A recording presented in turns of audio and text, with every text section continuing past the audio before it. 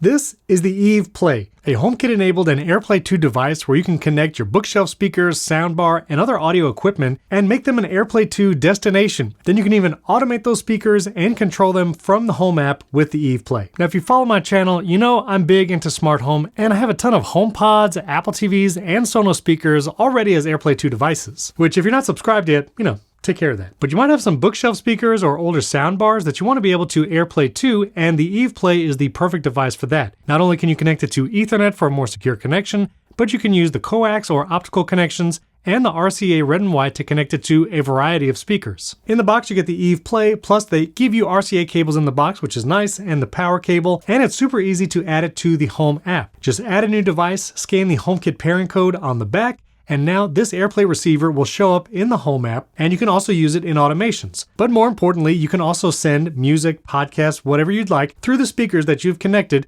to the Eve Play. Now, I found the Eve Play had a really good DAC, or digital to audio converter, meaning that when I send audio, if you have good sounding speakers, the audio is going to sound really good through it as well. Keep in mind, this is not an amplifier, so you have to have powered speakers or a powered soundbar. You can't just connect like speaker wire speakers to this and have it work. For that, you'll need something like the Sonos amp, which I'll talk about in a moment. Now, once you've added this to the Home app, like I said, you can create automations. You could do things like starting music at a certain time. You could start a certain playlist. I do this a lot with scenes, especially for my kids. You could do this with HomePods, but with this, you can do it with any speakers you connect. Now, one important note, you do need to run the sync command with the Eve Play and your speakers, otherwise they will not play in sync with your HomePods and other AirPlay 2 devices. There's a delay whenever it's AirPlaying music, and Eve needs to be able to calculate that. But that's pretty easy. Go to the Eve Play device in the Eve app, and there you'll see an audio sync command. When you run this test, it's actually going to play a couple loud beeps. Keep in mind, the beeps are pretty loud depending on how loud your speakers are, so don't get scared. And after those beeps, it's actually going to sync it. I ran a test of playing music before I did the syncing process and after,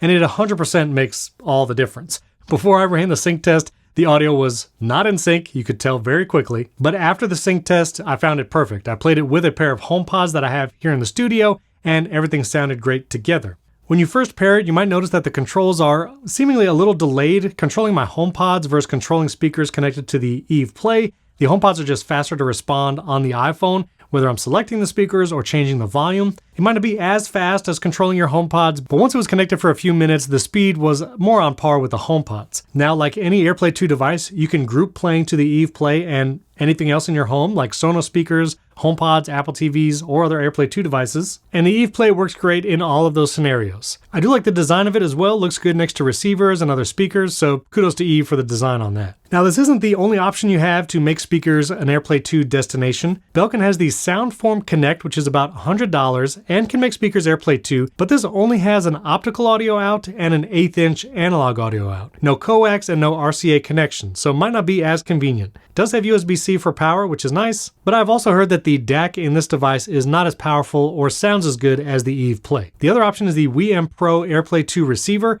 This does have RCA and optical coax, has the Ethernet connection, and USB-C power. Typically, it's more expensive than the Eve Play at $170. Right now, it's on sale because we're around the holidays, and it's $150, which is the same price as the Eve Play. Now, the high-end option is the Sonos amp, which is significantly more expensive at $700, but this can actually power speakers. You'll see on the back, you can actually connect either banana plugs or just red and black speaker wire there. Also has the RCA and the sub connection here all on the amp. And this is a little different use case, again, if you need to power speakers, and if you have an entire Sonos home, you might want something like this. But for me, if I just want to add AirPlay 2 to some powered speakers and have the device in the Home app for automations, which I do appreciate, it's $150. You can get it directly from the Eve website. I'll put a link down in the video description. But overall, pretty solid device. If you have any questions, leave them down in the comments below. And if you'd like to see a complete tour of my smart home, which I've been testing a lot of HomeKey locks, you can check out that playlist right here. And if you want to learn more about shortcuts and how you can automate your home with some of those, I have a whole Shortcuts 101 video. You can check it out up here. Don't forget to hit that like button and subscribe before you go. Thanks for tuning in. I'll catch you next time.